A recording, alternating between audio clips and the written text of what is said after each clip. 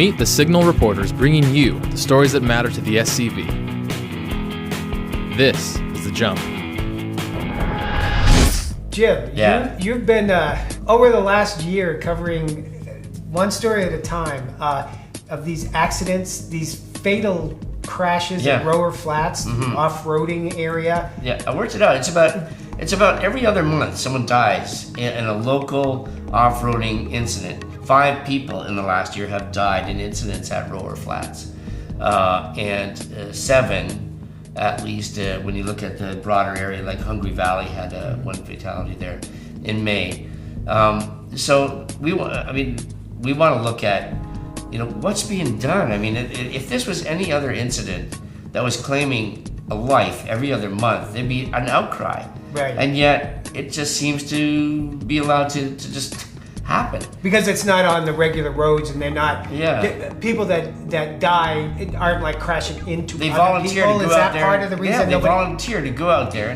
For instance, they go up a steep incline, and then I guess at one point they realize, well, this is a bad thing to do.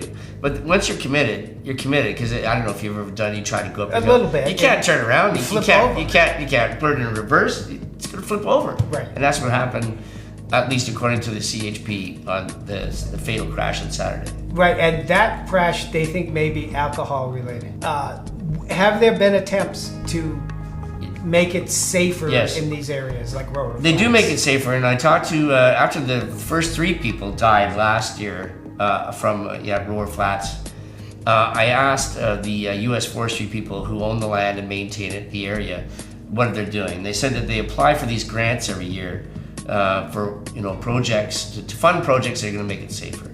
But people can judge for themselves. What the money's going for primarily are pamphlets and brochures, which you're supposed to educate people, but do people really care?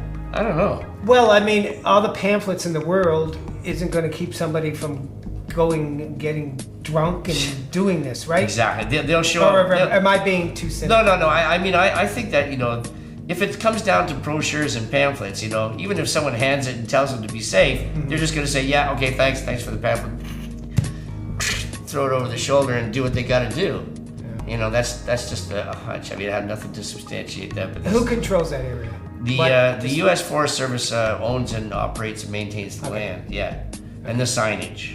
So they appoint rangers to go out there, and I've talked to a couple of rangers last year. They would talk to people, see if they're doing things the right way that they should be. For these stories and more, visit our website at signalscv.com and pick up tomorrow's Signal.